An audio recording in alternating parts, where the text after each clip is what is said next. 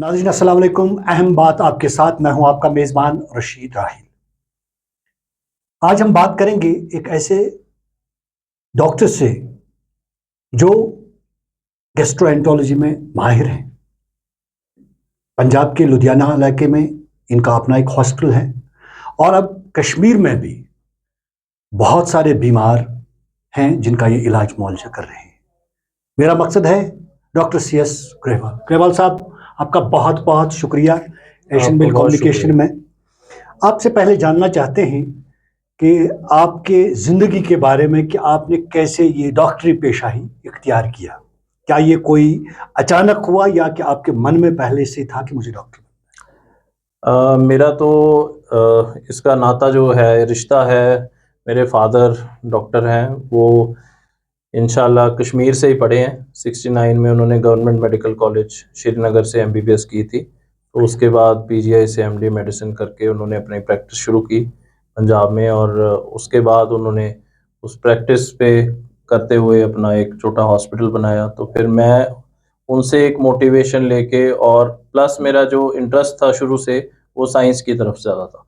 तो science, biology हमेशा मेरे को अट्रैक्ट करती थी, मेरे को अच्छी लगती थी। तो मैं उसको पढ़ के उस लाइन को अडॉप्ट करना चाहता था। और मेडिकल प्रोफेशन में जब आप साइंस लेते हो तो फिर वो मेडिकल प्रोफेशन ही एक लाइन बनती है जिससे आप आगे उसको MBBS फिर मैंने परस्यू की अमृतसर से। फिर MD मेडिसिन की मैंने दयानंद मेडिकल कॉलेज लुधियाना से। फिर मैंने PGI में काम किया। फिर DM गैस्ट्रोएंटरोलॉजी मैंने की वहाँ DMC से। फिर उसके बाद मैंने फेलोशिप की मेदांता मेडिसिटी से, गुड़गांव से। फिर UK का भी जो एग्ज़ाम है वो मैंने क्लियर किया। और फिर उसके बाद मैं आके लुधियाना एक हॉस्पिटल में जॉब करके फिर अपना काम शुरू किया। डॉक्टर साहब, गैस्ट्रोएंटरोलॉजी का जहाँ तक ताल्लुक है, आजकल हमारे पूरे मुल्क में खासकर जम्मू कश्मीर की अगर हम बात करें, आपके पास जम्मू कश्मीर के ज़्यादा पेशेंट आते होंगे। ये प्रॉब्लम दिन ब दिन ज़्यादा होती जा रही है। इसके क्या वजूहात है? क्या खान पान में कुछ डिफरेंसेस हो गई है या और कुछ मामला है? गैस्ट्रोएंटरोलॉजी का 2-3 चीज़ों से लिंक है। एक सबसे बड़ा लिंक है जो दिमाग से है, जिसको हम गट ब्रेन एक्सिस बोलते हैं। जो दिमाग में चलता है वो ही पेट में हरकत रहती है, जिसको आजकल IBS भी बोलते हैं, इरिटेबल बाउल सिंड्रोम। ये बीमारी दिन ब दिन बढ़ती जा रही है, लोग इससे परेशान हैं। किसी का पेट साफ नहीं होता, किसी के पेट में गैस होती है, किसी के पेट में कब्ज़ की शिकायत होती है। ये जो दिमाग में हमारा नर्वस सिस्टम है, उससे भी बड़ा नर्वस सिस्टम हमारी आंतड़ियों में, पेट में है। वो सेम केमिकल जो डोपामाइन, सेरोटोनिन, नॉरएपिनेफ्रिन, एसिटाइलकोलिन, जो हमारे दिमाग की मेमोरी सिग्नल्स को, मोटर सिस्टम को चलाते हैं, वही केमिकल्स अलग अलग रिसेप्टर से अपने इंटेस्टाइन को भी चलाते हैं। ये पहला जो है दिमाग से जुड़ा हुआ है। दिमाग से बहुत इसका बहुत बड़ा लिंक है, और जो भी नई रिसर्च आ रही है वो इसी चीज़ पे फोकस कर रही है। और उसके गट बाद जो खान पान वगैरह जो हम करते हैं, खाने का एक कश्मीर का जहाँ तक ताल्लुक है, यहाँ हम बहुत ज़्यादा मीट खाते हैं और मसाले बहुत यूज़ करते हैं। क्या उसका कोई इससे लिंक है कि गैस्ट्रोएंटरोलॉजी का जहाँ तक इसका खाने से फूड का, एनवायरनमेंट का एक लिंक है, बहुत अच्छा स्ट्रॉन्ग रिलेशनशिप है। खाने में कश्मीर में ज़्यादातर नॉन वेजिटेरियन फूड होता है, और वो भी जो हाई, जिसको रेड मीट बोलते हैं। रेड मीट जो होता है इसमें कोलेस्ट्रॉल की तादाद ज़्यादा होती है, सॉल्ट कंटेंट ज़्यादा होता है। उसमें कुछ जो हार्मोन्स, न्यूरोट्रांसमीटर्स जो जानवरों में होते हैं वही हार्मोन्स हमारे अंदर जाते हैं। कुछ हम देखते हैं कि जो मेडिसिन्स यूज़ करते हैं जानवरों में, वो एंटीबायोटिक्स, वो चीज़ें, वो भी उन चीज़ों में हमारे अंदर किसी न किसी तरीके से जा रही हैं। जैसे आप दूध की बात ले लो, दूध ऑक्सीटोसिन के इंजेक्शन लगते हैं, जो बफलो होती है या काऊ को लगाते हैं कि उसकी मिल्क प्रोडक्शन जो गर्मी में कम होती है वो बढ़ जाए। ऑक्सीटोसिन से हमने देखा है कि ओबेसिटी और हार्मोनल चेंजेस, स्टेरॉइड्स से भी जो हार्मोनल चेंजेस आते हैं वो बॉडी में भी आते हैं, उससे पेट की जो है तकलीफ बढ़ती है। डॉक्टर साहब, जो कश्मीर में जैसे फलों के बहुत सारे बाग हैं और इसमें पेस्टिसाइड्स यूज़ होता है, क्या वो पेस्टिसाइड्स यूज़ होते हैं, उसकी वजह से वो कहीं इंसान के शरीर में दाखिल होता है जो माहिरीन कहते हैं, क्या उनका कोई अमल दखल ऐसा है लेटेस्ट रिसर्च में, या जो आपका पेशा है आपको ऐसा कुछ नज़र आता है कि पहले हम कहते थे सब्जियां खाएं, जब उनमें भी अब वो खादें इस्तेमाल की जाती हैं, क्या उन चीज़ों से भी इसके साथ कोई रिलेशन है?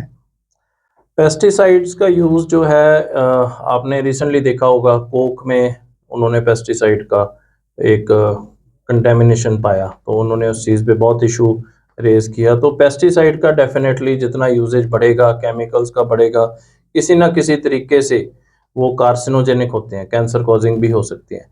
तो इसके लिए भी काफ़ी इनिशिएटिव चल रहे हैं। पंजाब में भी एक खेती विरासत मिशन करके एक मिशन चला था जिसमें उन्होंने पेस्टिसाइड की यूसेज को बंद किया, बिकॉज़ उससे लोकल कैंसर खाद यूज़ करते हैं। लोकल खाद जो आप बना सकते हैं। कश्मीर में भी आप जो प्लांट्स हैं, जो आप उसके जो पत्ते हैं उनको आप वर्मी कंपोस्ट में कंपोज करते या हैं। और मेथड्स जो होते हैं उससे आप उसको कर सकते हैं। मछली पालन कर सकते हैं। मछली पालन की जो होती है उससे बहुत अच्छी मैन्योर मिल जाती है, नाइट्रोजन कंटेनिंग यूरिया भी होता है उसमें, सारा कुछ होता है। तो नेचुरल चीज़ पे हमें अगर ज़्यादा जाएँ तो हमें सेहत के लिए बेहतर है। जम्मू कश्मीर के पेशेंटों का जहाँ तक ताल्लुक है, खासकर वैली की बात करें, 30 साल तक यहाँ हालात ठीक नहीं रहे, मिलिटेंसी चाहिए, मार-धाड़ हो रहा था, हड़तालें हो रही थी। तो जहाँ आपने कहा कि दिमाग और शरीर के साथ अंदर जो अंतड़िया वगैरह होता है, इसका डायरेक्ट कनेक्शन है। क्या आपने पाया कि कश्मीर के लोगों में इस तरह का कोई ज़्यादा रुझान है, गैस्ट्रोएंटरोलॉजी के पेशेंट ज़्यादा आ रहे हैं, उस कश्मीर वजह से जो में उनके सोच में रही? कश्मीर में मेरे को लगता है गैस्ट्रोएंटरोलॉजी की बहुत ज़्यादा प्रॉब्लम है। मेरे को लगता है हर घर में 2-3 पेशेंट हैं। गैस की समस्या बहुत है, पथरी की समस्या है, फैटी लिवर की समस्या है, फिर डायबिटीज़ है, हाइपरटेंशन है। इसके अलावा और भी जो पेट की बीमारियां हैं, कुछ इसका जेनेटिक रोल है। जो जेनेटिक टेंडेंसी है हमारी, वो ज़्यादा चर्बी अंदर जमा करने की है। तो उसके लिए एक तो रहना-सहना, एक्सरसाइज़, डाइट, उसमें जो है कट डाउन करना चाहिए। कार्बोहाइड्रेट जो है मीठा कम करना चाहिए। मीठा भी लिवर के लिए उतना ही खतरनाक है जितना हम शराब को बोलते हैं। शराब से भी ज़्यादा खतरनाक लिवर के लिए मीठा है, जिससे फैटी लिवर होता है। फैटी लिवर में एक्सरसाइज़ का रोल बहुत अच्छा है। अगर आप वेट लूज़ करते हैं, फैटी लिवर को फ़ायदा होता है। और भी बीमारियाँ जो हैं, लाइफ़स्टाइल अगर हम ठीक रखें, कुछ कल्चर के साथ लाइफ़स्टाइल चलता है, उसको ठीक रखें, तो आपकी जो सेहत पेट के गैस्ट्रोएंटरोलॉजी के पार्ट से ठीक रहेगी। डॉक्टर साहब, एक और बात आपसे जानना चाहते हैं कि चूँकि आपके बारे में जो मैंने सुना है कि आप सूफ़ी टाइप के डॉक्टर हैं। मेडिकल साइंस को एक तरफ छोड़कर, क्या ये जो सूफियों का सिलसिला था, ये जो ऋषियों मुनियों का सिलसिला था, उनमें ज़्यादा बीमारियां नहीं होती थी? वो नज़र से ही कहते थे कि क्या ऐसा कुछ है? जैसे एक्सरसाइज करते हैं, कुछ लोग ये कहते हैं कि नमाज पढ़ने से बहुत फ़र्क आ जाता है, या और कोई तरीका है, जैसे आजकल योगा किया जाता है, उन चीज़ों से एक माइंड रिलैक्स होता है और बीमारियों से निजात हासिल होता है। क्या आपको ऐसा कुछ लग रहा है कि उन चीज़ों की ज़रूरत है मौजूदा दौर के लोगों में? सूफ़ीज़्म का बहुत बड़ा रोल है माइंड को रिलैक्स करने का। और जैसे मैंने आपको पहले बताया, इस चीज़ का पेट से डायरेक्ट ताल्लुक है। इस चीज़ का हार्ट से भी ताल्लुक है।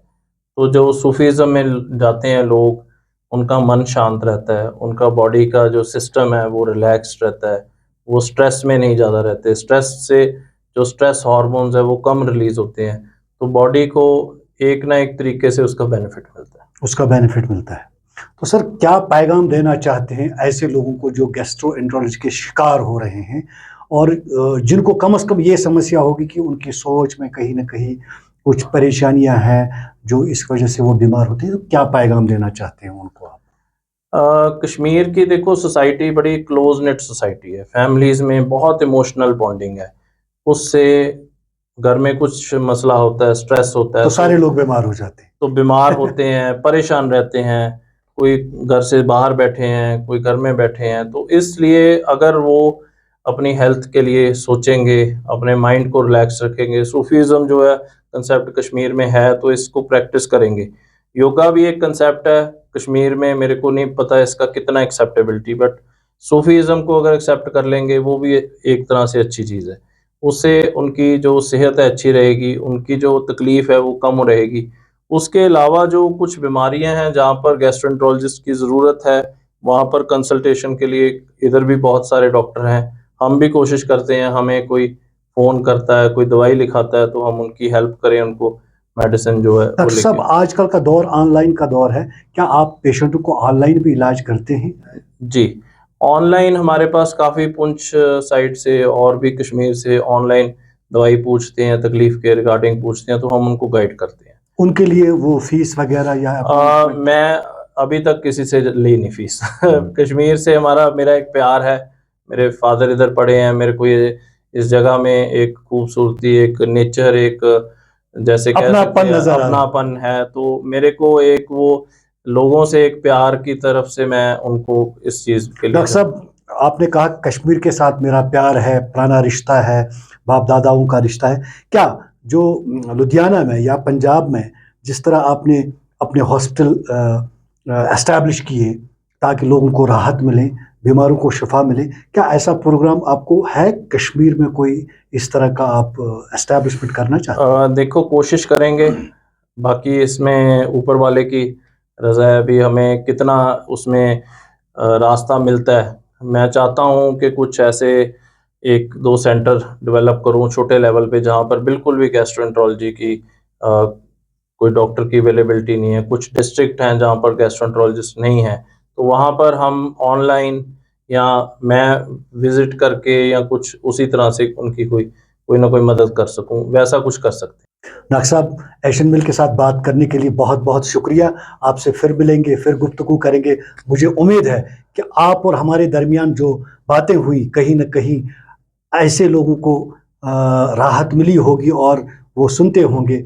फिर कभी मिलेंगे। बहुत बहुत शुक्रिया। Thank you.